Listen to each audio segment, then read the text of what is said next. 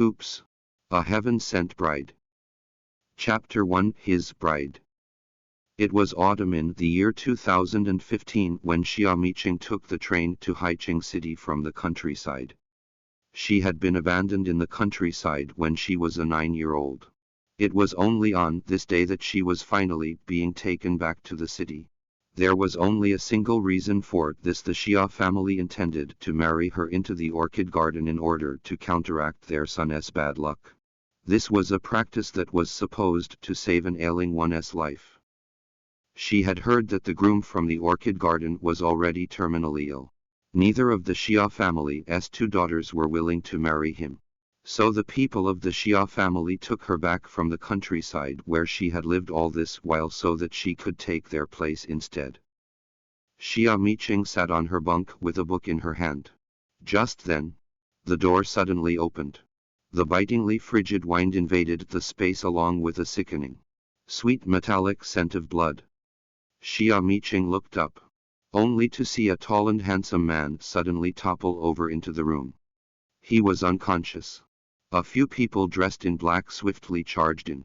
"Boss, there's no one around now. Let us immediately dispatch him." "Who said that there's no one here?" The leader of this group, a man with a scar seemingly caused by the slash from a blade, glanced at Xia Miqing. Xia Miqing hadn't imagined that misfortune after misfortune would pile up this quickly. Nor did she expect that this man who suddenly collapsed in her carriage would end up jeopardizing her life. Heavy murderous intent swirled in the scarred man's eyes. It was apparent that he wanted to silence her by killing her. Xia Miqing attempted to keep her composure as she glanced at the weapons in their hands before frantically begging for her life. "Please don't hurt me. I didn't see anything." The scarred man walked closer to her to take a look at Xia Miqing's face. She had a veil on, which obscured her face. But her clear eyes were exposed to the outside world. Those clear eyes were unbelievably crystalline. Even when they were darting around, they still managed to be so gentle and beautiful. The scarred man had never seen such a pair of stunning, alluring eyes before. He was taken by them in an instant. Adding on the fact that he hadn't touched a single woman in recent days, it wasn't surprising that less than savory intentions arose within him. "My pretty little thing, we can leave you unharmed, but you'll have to service me and my comrades here." Xia Miqing's long, feathery lashes trembled as she said in a pitiful tone, "I don't want to die. I am scared. As long as you don't hurt me, I'll serve you well." The scarred man could no longer restrain himself at the sound of the girl's wobbly and feeble pleas as he straightaway leapt onto her, pinning her under his body. "Boss, you go first. We'll go ahead and send this guy on his merry way before we enjoy ourselves." With the ringing of vulgar laughter in his ears and the feeling of the warm feminine body under his own, the scarred man put down his weapon and reached out to tear at the buttons of Xia Miqing's shirt. However, an alabaster little hand suddenly grabbed at him. The scarred man looked up and instantly saw the girl's clear, crystalline eyes. Right now, her eyes had lost the weak and panicked look to them. A cold glint shone in them instead. "You?" The scarred man was about to continue, but Xia Miqing raised her hand and drove the silver needle she held in it into his head with an unbelievably smooth motion. The scarred man's eyes closed as he fell straight to the ground, unconscious. "Boss." The other men in black were taken aback. They tried to surge forward, but then the man who had collapsed earlier abruptly opened his eyes. With a sweep of his arm, he snatched away the weapon that one of the men in black was holding. One by one, the men dressed in black collapsed to the ground. It was so sudden that they didn't even have the time to process what was happening. Xia Miqing sat up. She had already known that this man was pretending to be unconscious. The blood on him was not his own. Xia Miqing raised her head to look at the man. He too looked back at her. He had a pair of narrowed eyes that had a universe of meanings behind them. They were as sharp as an eagle's talons. And there were even abysses hiding at the bottom of his eyes. Whoever looked into them would feel like they were being sucked in. Young master, I apologize for our late arrival. Their saviors had arrived and began to clean up the aftermath in an orderly fashion. A trusted subordinate handed a clean handkerchief to the man.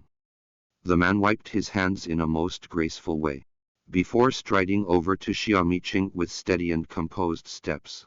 His knuckles popped out as his fingers closed around her delicate jaw. He narrowed his eyes, sizing her up with a somewhat amused look. His voice was low and charismatic as he spoke. How do you think I will handle you? His calloused fingers gripped her jaw tightly. Xia Miqing was forced to look up at him. The man towered over her, and his handsomeness was beyond this world. His aura was like the night, strong and powerful, yet chilly as well.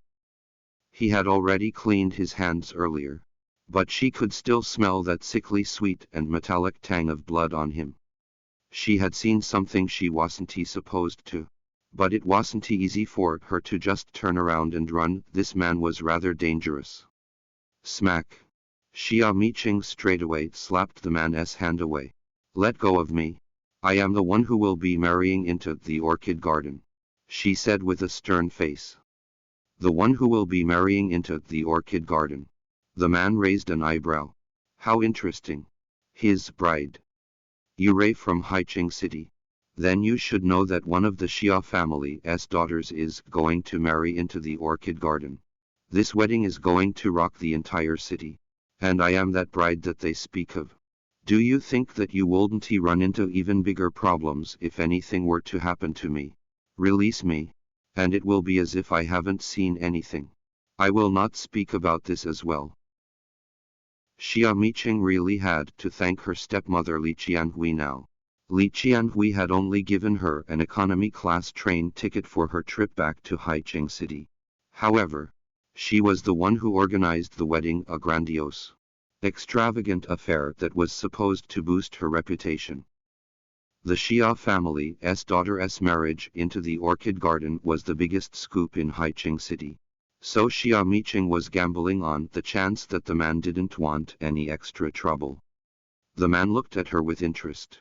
He had been on the receiving end of an assassination attempt from some contract killers hired by his competitors on this day. Meeting this girl was a complete accident. He saw that she was no older than 20. Even though her face was drained of blood and her clothes were in disarray, her clear eyes were still bright, with a cleverness hiding within and a blinding brilliance that shone in them. Most importantly, she was his bride. The man averted his gaze and left with his men. Xia Miqing slowly unclenched her fists. Her nails had been digging into her palm. The man turned his head, amused. He looked at her and said to her slowly so that she could read his lips, "We will meet again, soon." The Xia's wedding was held at Magnifica Manor. Xia Erxiang peered at her older half-sister Xia Miqing as they waited in the bride's lounge. Xia Miqing, your mother died when you were 9. Later on, you pushed grandpa down the stairs with your own 2 hands. Even the astrologer said that you were a walking harbinger of bad luck. That was why Dad sent you away to the countryside. If it wasn't for this wedding that's supposed to counteract the orchid garden's bad luck, you would have to spend the rest of your days in the boonies. So, you should recognize your place. You were not a daughter of the Xia family. You were just a dog to us. Who are you calling dog? Xia Miqing said blandly as she sat in front of the dressing counter. Xia Erxiang put her hands on her hips. You, of course. Xia Miqing's lips quirked up into a smile. I know already, so you don't need to continue yapping. It was only then that Xia Erxiang realized that she had played into Xia Miqing's hands. She peered at Xia Miqing's clear, sharp eyes. She had had a veil on her face the entire time ever since her journey from the countryside, but the eyes that peeked out above the veil were so very attractive. Just those eyes alone would make anyone think that she was a gorgeous woman whose beauty could fell entire cities. Xia Erxiang was jealous beyond belief.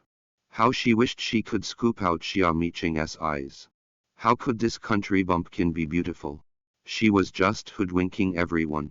She was clearly a hideous thing. Mi-cheng. The time has come. You may leave now. Right at that moment, Xia Chunyang and Li Qianhui entered along with an entourage of important guests. Welcome to download Flipread app to read Oops! A Heaven Sent Bride novel full story online.